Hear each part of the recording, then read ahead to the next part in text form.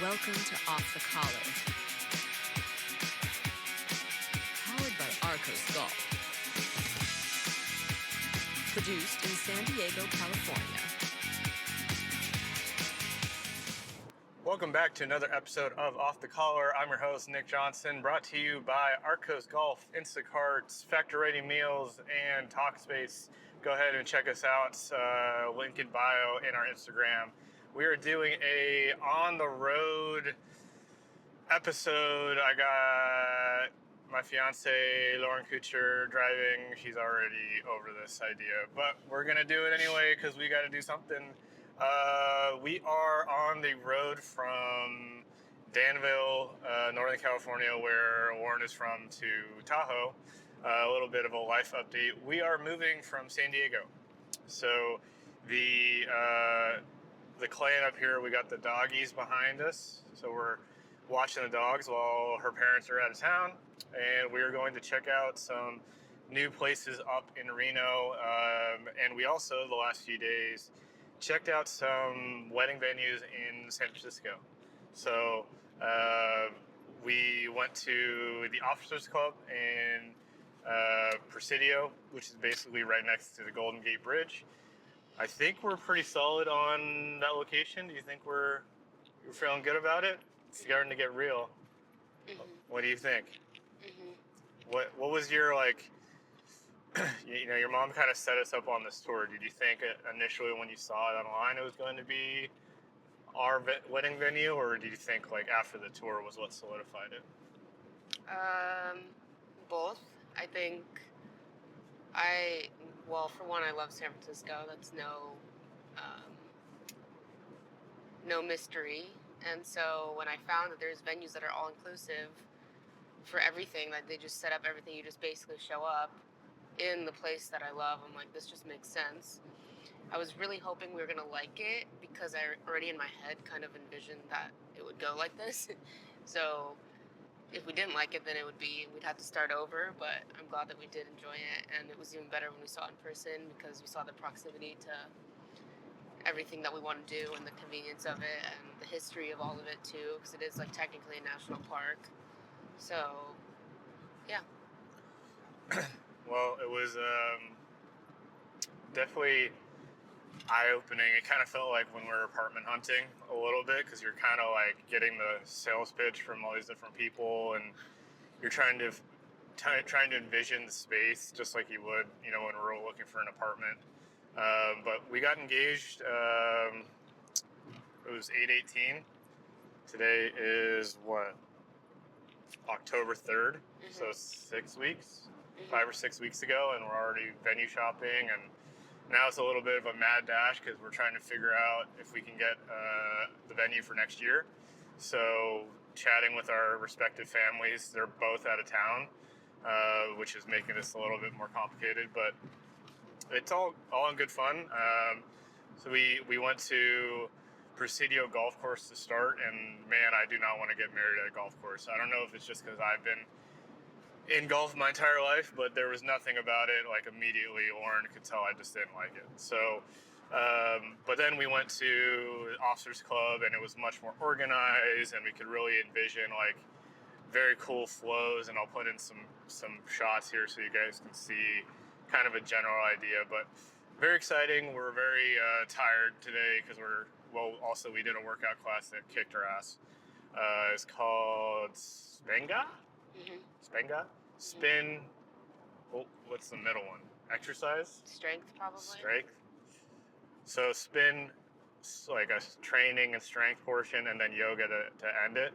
We've been doing like ClassPass for the last maybe month or so, and doing different classes here and there. So, and I just got a text message from Spenga. Spenga's on top of it. They want us to come back. We actually really liked it.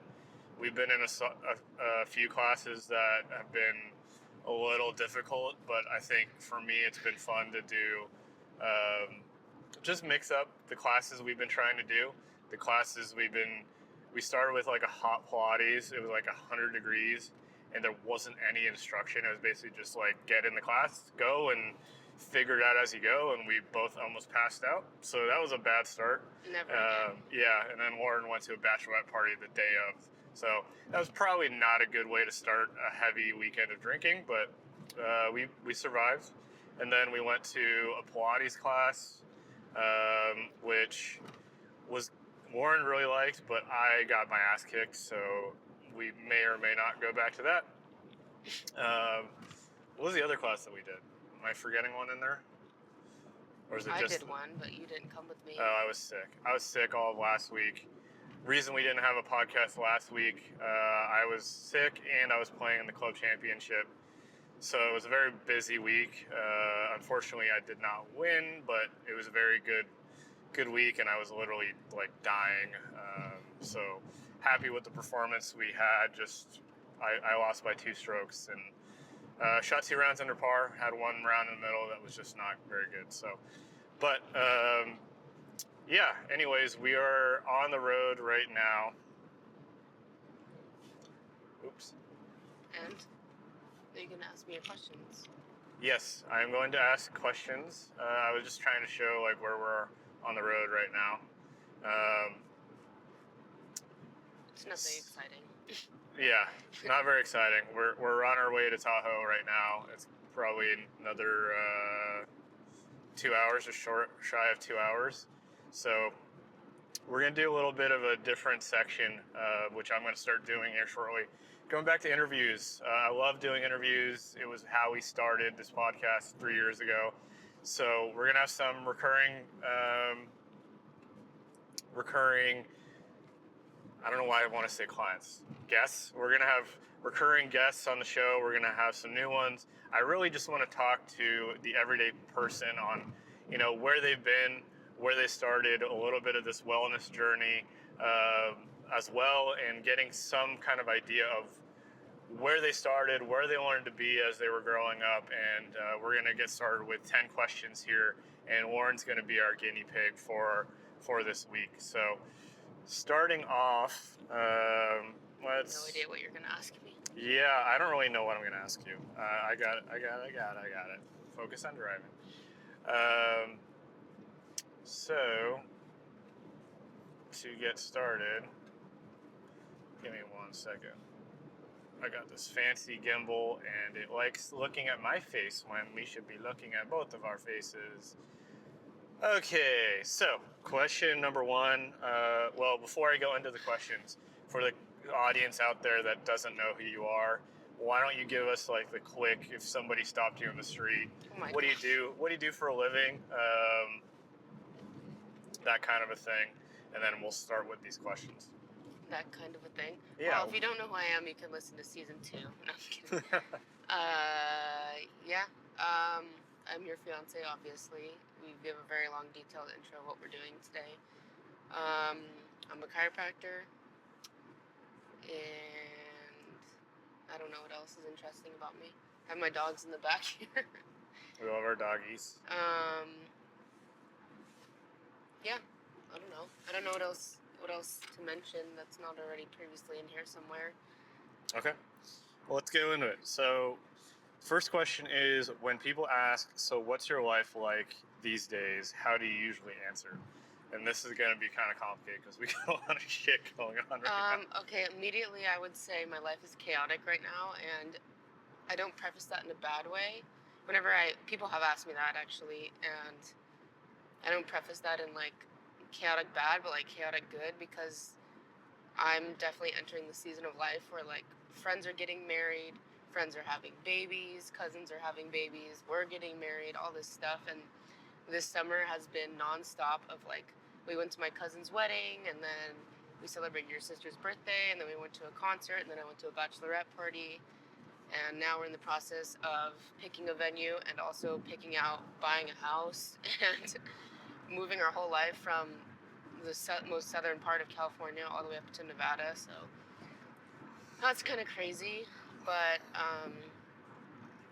yeah, overall I think it feels good. Everything feels right. Like I feel like we're making the right choices. So I don't feel like overwhelmed by any of it really. But yeah, I'm excited to be in that stage of life. And A lot of my friends just got engaged as well, so it's like celebrating with them while also celebrating our own has been a really fun chapter, and it definitely mixed up the monotony of just, working and grinding in your 20s. Yeah. Yeah, it's all happening very quickly. Loren got a job in Reno, which is kind of the catalyst of us moving up here. And we want to have a family one day, and this is going to be a great foundation for us to start. Things are, as much as we love California, and that's where we're both from, it's just we're able to accelerate our value of life for our future way faster by doing this. We love to ski. Obviously, I love to play golf. There's a lot of skiing and golf in Reno, and her family has roots in Tahoe, so we won't be too far from them. So, it was, while we're still young, we can make these changes, and, it's a little bit scary, but it's exciting at the same time, and we're going to figure it out as we go. It's funny, as you're saying that, I'm like, I wonder if a year from now we're going to listen to this, and we're going to make an update and be like, well, fucking hated that, let's move back. Or it's going to be like, oh, and here's our house now. Yeah, so this is, honestly, we've been talking about this for a couple months as this has kind of come to fruition. We've never lived in ski country. We've never lived in Reno. You haven't. Well, not for an extended period of time. Are you kind of in college? Yeah. Well, okay. Well, I'm trying to say as we haven't. So we haven't been together in a house by ourselves to a degree. Yeah. In ski country, we both skied separately, but I'm excited to be able to ski every day. And, back to your point, is like the worst comes to worst, we don't like it, and we just set up our portfolio and have some property up in Reno, and that sets us up for the rest of our lives as well. And while we're still young, we can figure out how we want to live our lives and ultimately start our family. So, like a lot more positives than negatives here. So let's go on to question number 2. Back when you were a teenager, when you were 15, 16 years old, was this kind of what you envisioned for yourself? Did you, when you're younger, did you always envision you were going to have a certain job? Did you envision, I think when I was a kid, I always wanted to be an astronaut, that kind of a thing. But when does that... Motherfucker. Oh, we missed our turn.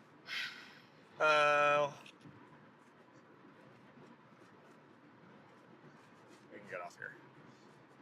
Anyway, the perks of doing this live.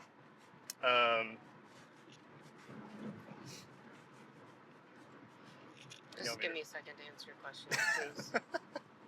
So the question was, when you were a kid, did you have any preconceived notion of what you wanted to be? Whether it was, I know you did gymnastics when you were a kid. Did you always think you were going to be a gymnast? Did you, was there anything that you were obsessed with when you were younger that you always wanted to be, and how you look back on it now?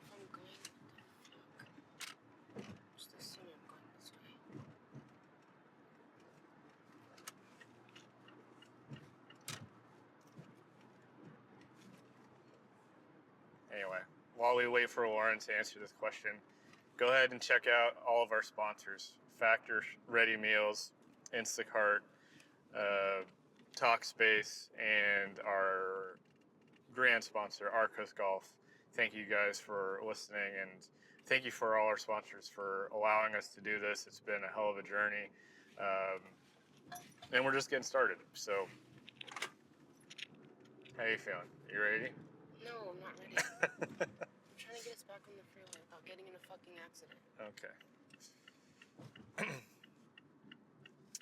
Well, I can answer the question for myself. When I was a kid, I think I always wanted to be involved in sports. I always wanted to be involved in entertainment. My hero when I was a kid was Jim Carrey, and I was always obsessed with being either a comedian or being in movies or being famous or whatever that might entail. I was always trying to get some sort of, performance. I have a dance video that's out on YouTube from when I was a kid. So I was in plays, and I was in drama class when I was in high school. I always enjoyed performing, which I think is a little bit of where this podcast stuff entailed from. Is I always enjoyed the entertainment side of things, and being able to be a storyteller. I think that's always been part of my life, and been able to do this the last couple of years has been a lot of fun. I really enjoyed doing it, being creative and finding different ways to tell people's stories. So, how are you feeling? I don't know.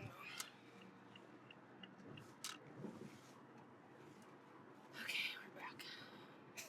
Okay. It's been stressful, folks, but we're here. We're doing it. Okay. So, back when you were a teenager, what did you picture your future looking like? It's pretty close to it. It's really dog shit.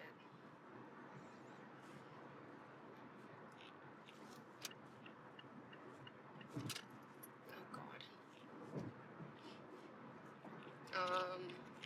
Yeah, pretty close to it. I always wanted a job that was in the health field where it gave me flexibility. And while I don't have that right now because I'm more of a 9 to 5, I like the idea of like having my own thing someday to kind of make my own hours and do what I want, because we do have hobbies and we also want a family and all that stuff. So I wanted to work in a space where I could help people, but then also like have my own flexibility to have my own life as well. So yeah, I thought that since I was young. Definitely around the age of high school for sure, because that's when I started taking those kind of classes. And I never thought I'd leave the Bay Area, that's for one, but getting our life started in Tahoe is a pretty close second for me, so yeah, I would say pretty on par for the course. Little Loren would be happy with how things are going so far. I think so. I think so. I always wonder if maybe just because I'm getting a little older and have too much time on my hands, I'm thinking of if I went this route or that route, would it have changed my future, and would I be sitting here? When I was in college, when I was in high school, I got recruited for 2 different schools. One was in San Antonio, Texas, and one was in San Bernardino, California. And I picked the one in California because it was closer by. But if I had moved to Texas, would I be in the same spot? I think I probably would still be in Texas to a degree. I don't know. I don't know where I would be. Very, very vastly different experiences. I think I made the right choice ultimately. I was on a much more successful team. But there's little things in life like that could be those catalysts for, the future, and could have really redirected things in a major way. To that note, question number 3, what's something from your childhood that still sticks out to you? Maybe like a moment or a lesson that shaped how you see things now? Oh my god, so many things.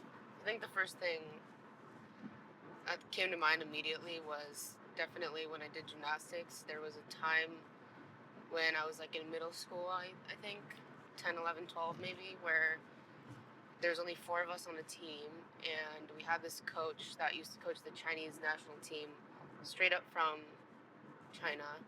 She moved over to the States and was coaching us, and she was so hardcore. And every gymnastics meet, they take the top 4 scores of the team to calculate the winner. And since we only had 4 people, every single one of our scores had to count for something, or else we weren't even gonna, because we had no subs. And she formed us, and we won every single meet. And we just went on this huge run for 2 years in a row, and it was crazy. But that goes without saying that, like, the way we got there is, like, she was so hard on us.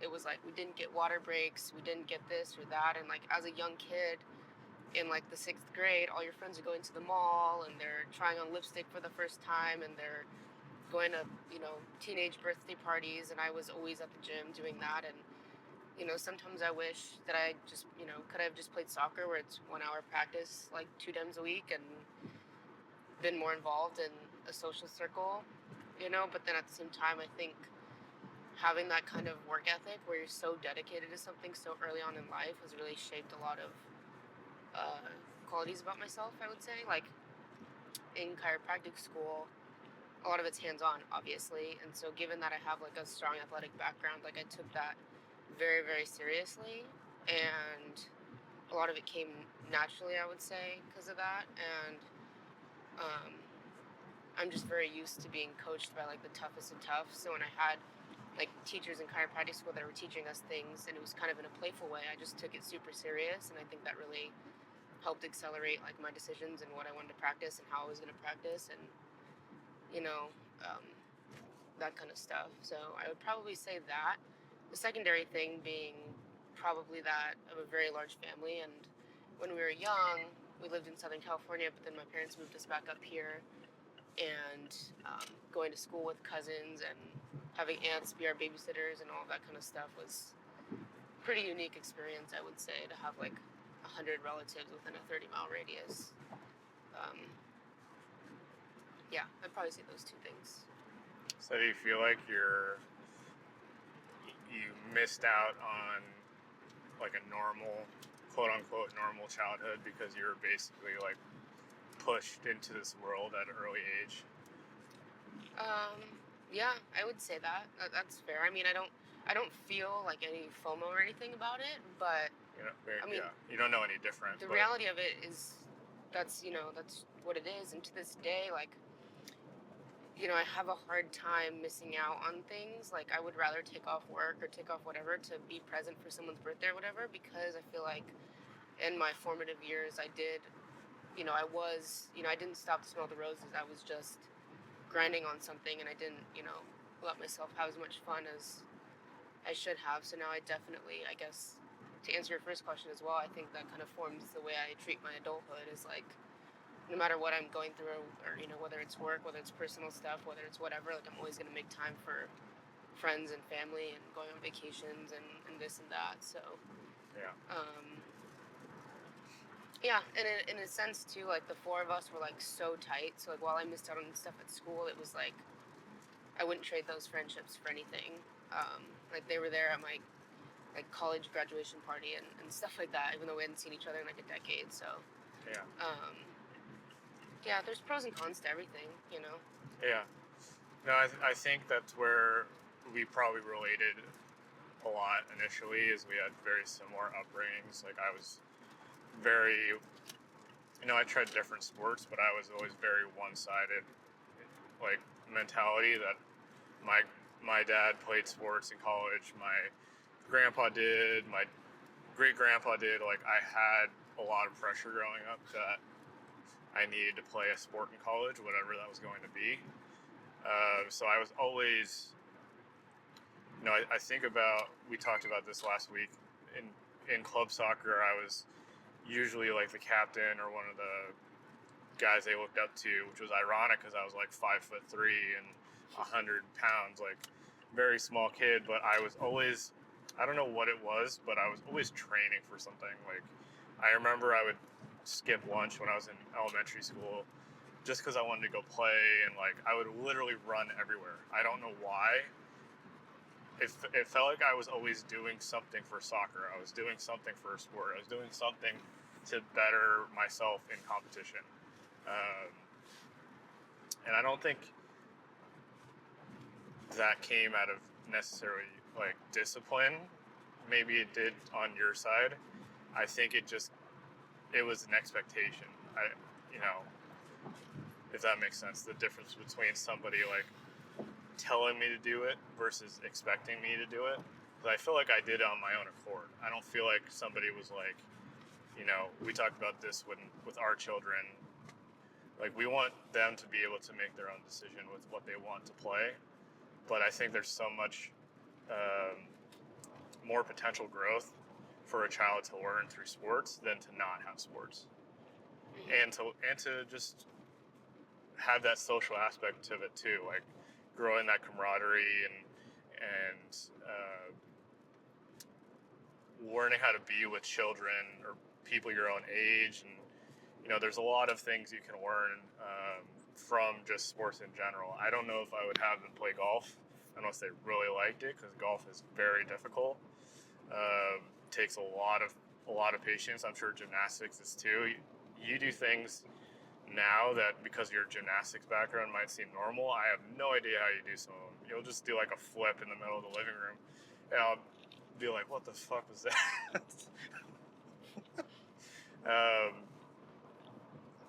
All right, let's move on to question number 4.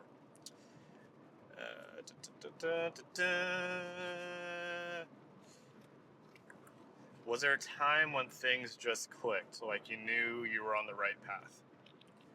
You have any like aha moments recently, or maybe when you're just going into chiropractic school? That's a field that not everybody gets into. Was there a moment where you're like, this is what I'm meant to do?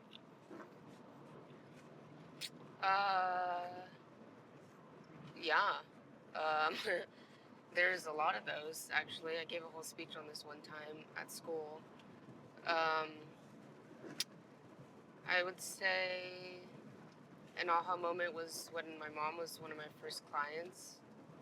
And she got relief from migraines that she had for a long time. But I would say the main one probably was when I was in my last year of school and I got a concussion, and during my spring break I was like bedridden and it was really gnarly, and yeah, I won't go into too much detail there because it's kind of dark, but anyways, one of my buddies was practicing a certain technique, and I was basically a guinea pig for me, because it was like I was his guinea pig, because it was like there's nothing else that was really going to help me at that moment, because after being in the hospital they're kind of just like, well, sleep it off, and to me that wasn't good enough.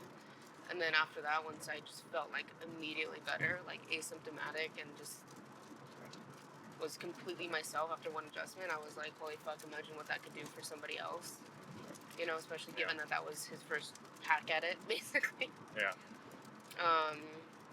And then the second thing probably would be, I had a client that had migraines every single day, and I gave him one adjustment, and he didn't have migraines again ever.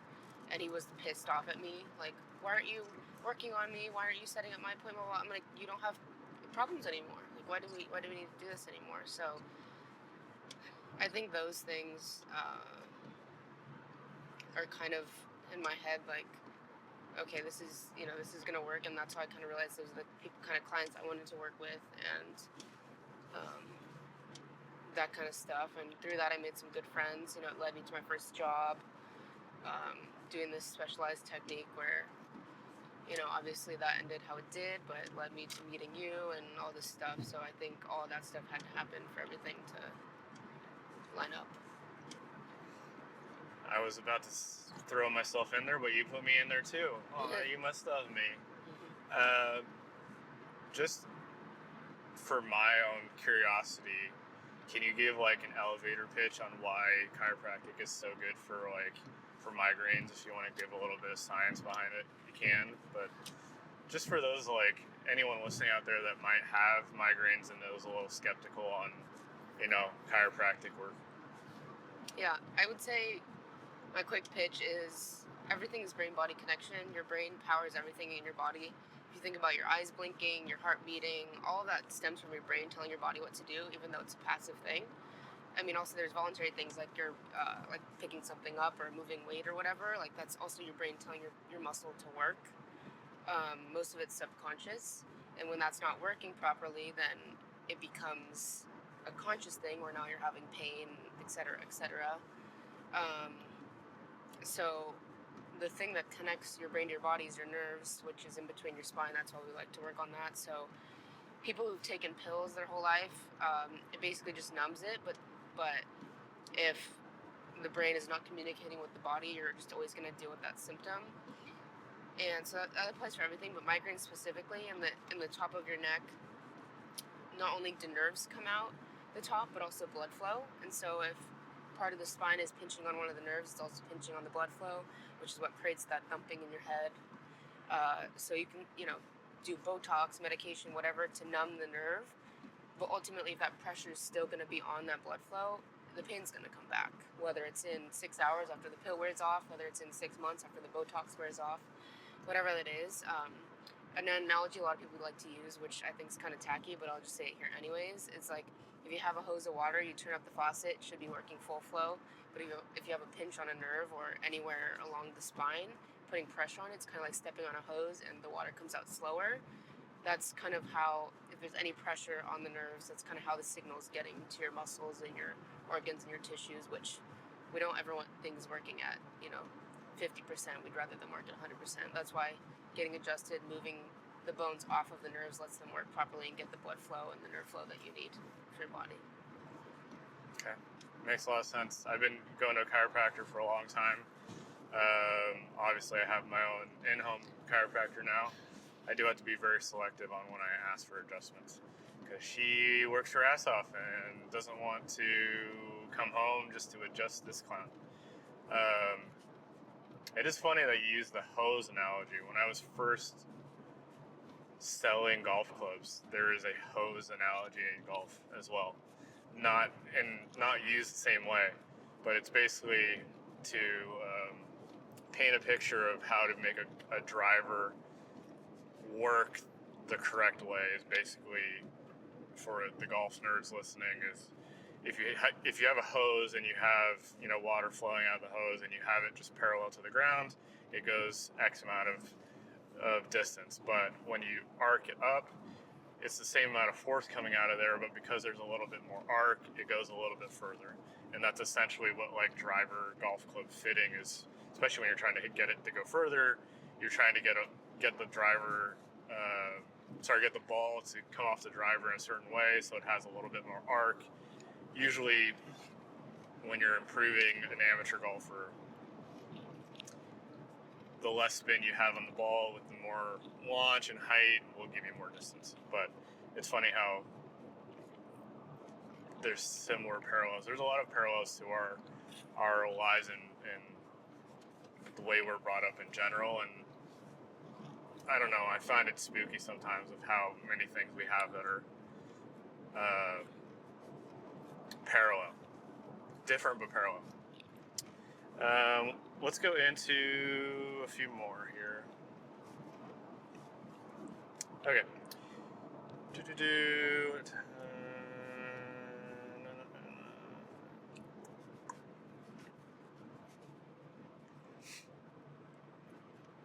Kind of touch on a few of these already. Let's just go with it. You can ask me something else. Yeah.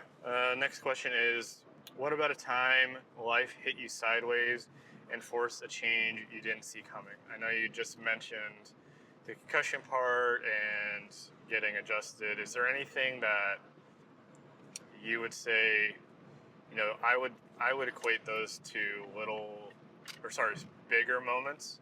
Is there a time where you could see smaller moments that kind of combine themselves to create, a random happenstance that you didn't see coming? Not a smaller moment, but obviously meeting you. Because when I graduated chiropractic school, I had a job that was supposed to last 2 years, and then I was going to come home.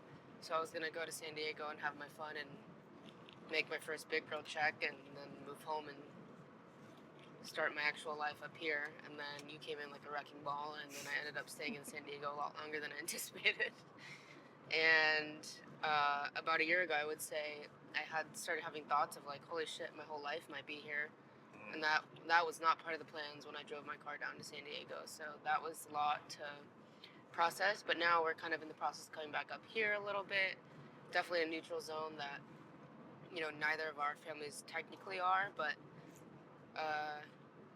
I would say that probably. Yeah. Everything else has been pretty thought out and planned, but that was definitely not how I envisioned life, I would say. Yeah, that's probably the It's same not for really me. a small moment, but No, it's not. It's not. But it's like you didn't see it coming, kind of thing. Yeah. Like irony is, I was the same way. We had met on a dating app, and you were literally the last person I was going to allow myself to date on that dating app. yeah. So call it serendipity, fate, whatever you want to call it. But I would say, one thing we hadn't mentioned, and a little bit of why we're looking at wedding venues up in San Francisco, is Lauren's family is huge. So she has 40, 50 relatives that are up in this area. A huge support system for us for when we do have children, that I want us to be able to be a part of.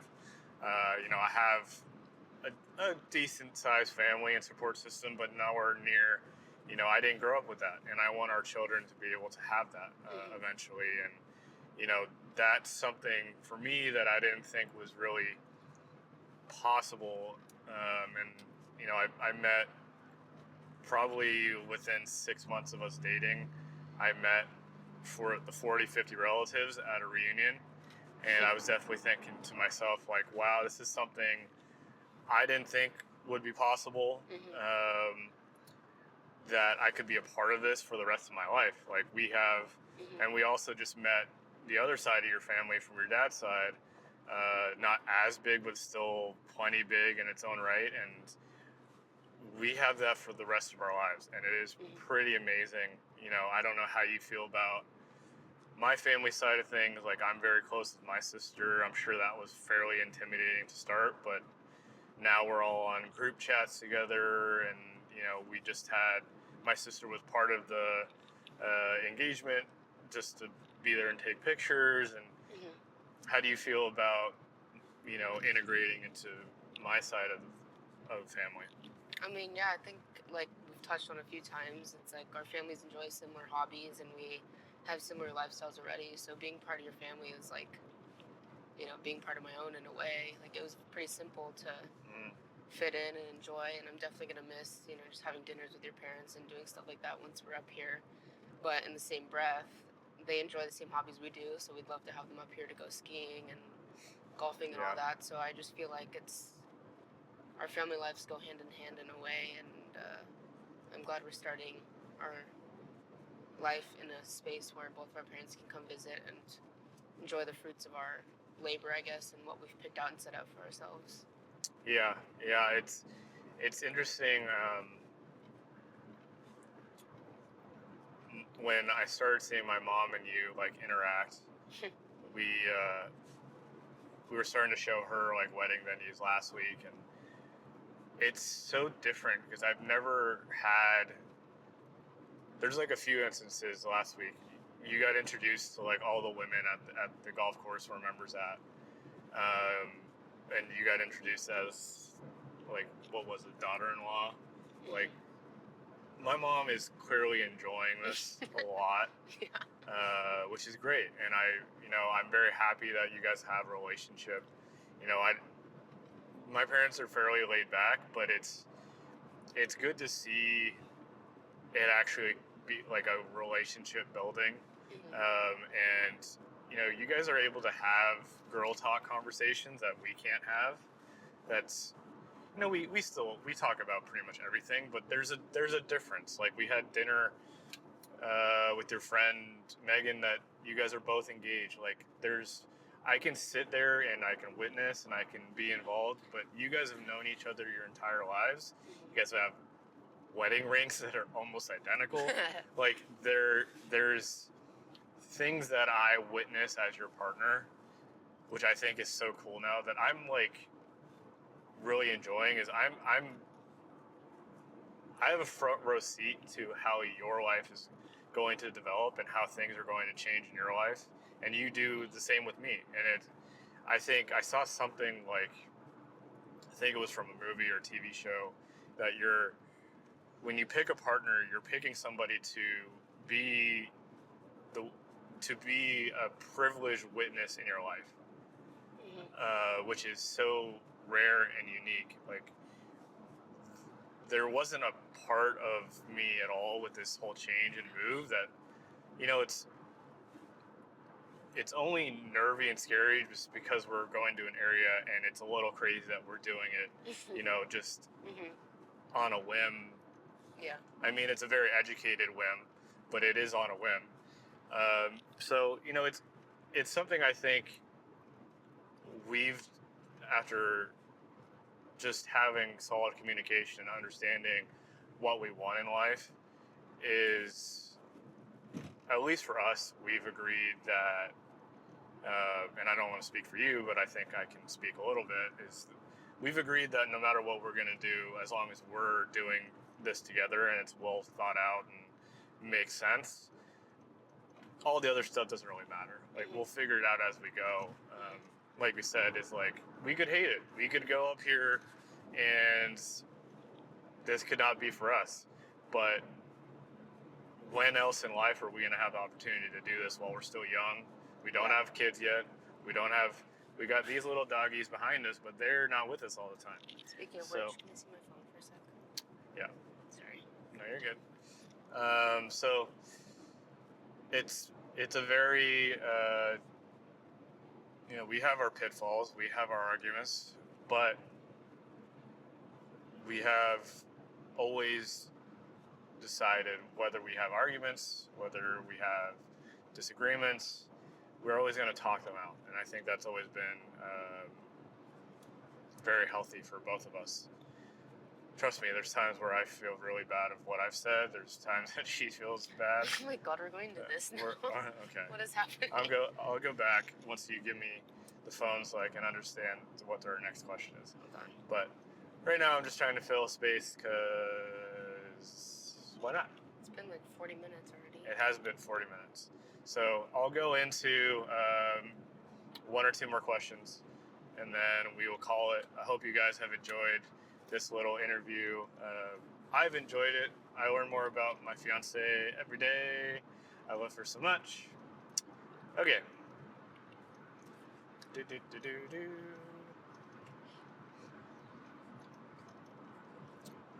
All right, I'm gonna end it with. I'm not sure if it matters, but we're about to get into the mountains, so I don't know if that's gonna mess anything up. No, we're good. Okay.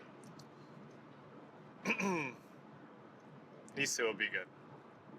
Okay, so through all of what we've talked about so far, how have you kept yourself grounded physically or mentally, and what has actually worked for you? What do you mean? Just in my whole life?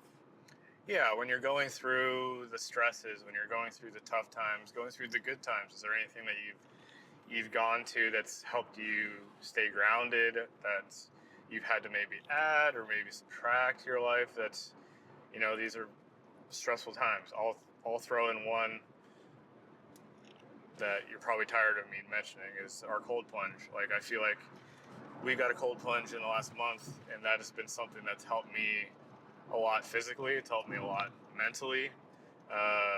Helps me with anxiety. I've been doing more meditating. I feel like that's helped. That's something though I've had to integrate and really, take the time to do. I would say, I think fundamentally the foundation of your life is making sure you're set in all the cornerstones of your life. So for me, that's a career that I like, spiritually, going to church and, listening to that kind of music, physically having a hobby that I enjoy, going, trying ClassPass, doing that kind of stuff, and then emotionally making sure you're surrounded by good people. And so my mom teases me about this, but I'm fairly selective of who I choose to hang out with and stuff. I have my certain friends and certain things, and I feel like that's a good thing, obviously in choosing your partner too, and somebody who's going to help you. If I'm staying late at work, you can make dinner, that kind of thing is having that kind of balance has been really helpful. And then all the things I just mentioned, physical fitness is a big one for me, because if I don't exercise, then I just feel out of whack. So finding good classes to do that, and all that kind of stuff. And then, like you mentioned, biohacking, cold plunge and everything like that. So I would say mostly that. And then, fundamentally, I feel very lucky that I have a career where it's something that I'm very passionate about. And so, obviously things are changing now, but for the most part, day to day, it's like working with people and stuff doesn't feel like a job to me. It just feels like something I get to do, Yeah. So I'd say like those three or four main things is just, finding the right, purpose in your job, spiritually, emotionally, and physically, making sure all those things are dialed would be, I would say. And whenever I feel like I'm getting like agitated or, going through stressful times, I think about those four sectors and is there one of those that's putting extra stress? Do I need to pour more water into the bucket of the thing that's not getting as much attention, that kind of thing? And just paying attention to that. Like maybe it's I need to spend more time with friends. Maybe it's, whatever. But yeah, I would say that. Yeah, I think one thing I've been trying to do as like your partner is I asked you randomly the other day, like, how are you doing? I think one of the things that I really love about you is you're very strong, very independent. You're very smart, but when you go through times like we're going through, or in general through stress, it could be you don't want to be a burden to somebody, or however it might come about. Mm-hmm. But I think it's very important to just check in once in a while and be like, are you actually doing okay? Yeah. Like, is there anything you want to discuss, get off your chest? Like, one thing I need to get better at is just listening and giving space for that stuff, and making sure that we're both, we have a lot of changes going on, as we mentioned. So, having, even if it's just 10 minutes of being like, this is exactly what I'm going through. One thing I'm realizing, and obviously we've been really busy, I totally screwed up the beginning of our podcast. Every single episode we're supposed to say 3 things we're grateful for, and we're supposed to do a breathing exercise. So I'll be doing breathing exercises later today. If you guys already did it for today, you probably didn't, because I totally forgot. But should we end the episode with our 3 gratitudes? Yeah, we should definitely do that. I have one more question for you, and then we can add our 3 gratitudes. But, okay. Let's just hop into that, because I lost my train of thought. The last question that you kind of already leaned into is there someone that throughout, I don't want you to say me, because that's too easy of a layup. Is there somebody that's been there through your entire, has been your rock, your support system, someone to lean on? It could be one person, multiple people, but somebody that you've always just like, I kind of already know just because I've obviously engaged you. You know what I'm going to say. I probably know what you're going to say, but is there some shape or form, a person that's always been there for you throughout the good times and the hard times? Is there multiple people? Do you have certain things that you want to keep for yourself? Maybe comment on that. Well, immediately, my mom. My mom and I are very, very similar, and the more older I get, the more I realize that we're like the same in a lot of ways. And so, yeah, I ask her for advice a lot and tell her basically everything, almost, to the point where like, please don't tell your mom that, or whatever. And obviously my entire family as well, including my grandmas. They're both, like, I would consider them good friends as well. And then my aunts and my sister and my cousins, and obviously my dad and brother too. I feel very lucky that I have a very fun, supportive, loving, cohesive unit of a family. Like my aunt, my grandma takes my aunt, my mom, and my sister, and I. We do a lot of stuff together, so I'm very fortunate in that way. And then I would just say also, like, my core friends too. Like, I have a solid, I would say one to 2 solid friends from high school, college, chiropractic school that are my ride or dies, and I don't feel like listing names because nobody probably cares. And off the collar, but yeah, they know who they are if they're listening to this. So I would say that. Yeah, and obviously you, but you said I can't Yeah. name you. So I'm too much of a way up. yeah. Okay. Well, thank you so much for being a guinea pig for this episode. I love you so much. I'm going to do a quick little breathing exercise. If you guys want to follow along, if you guys made it this far, you're fucking champions. I love all of you.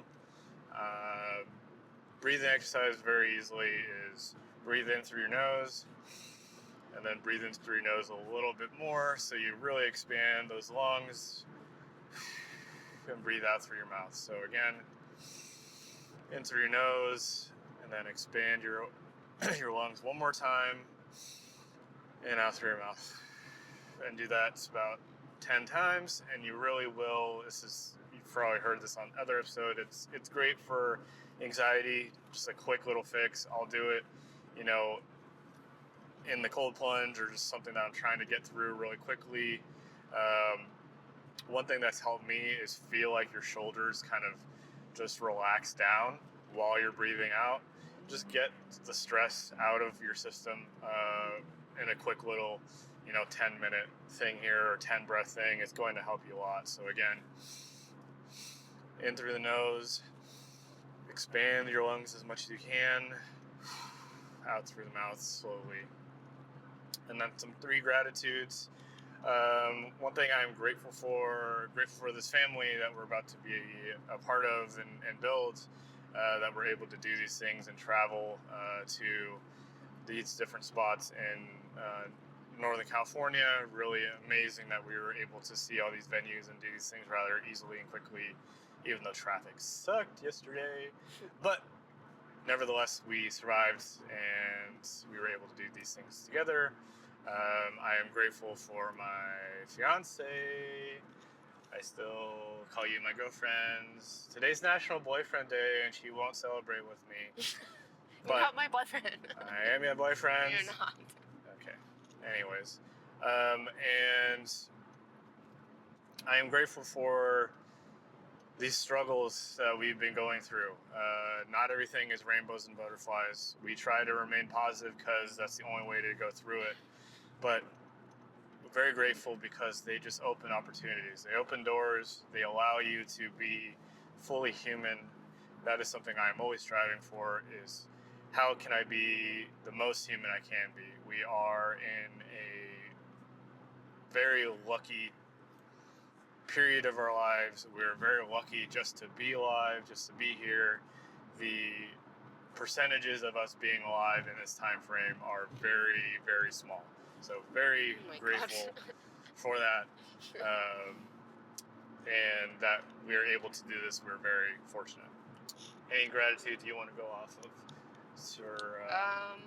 Yeah, I would just echo that. I'm grateful that we have this opportunity to tour these venues. Like, it's kind of crazy that we're actually doing this.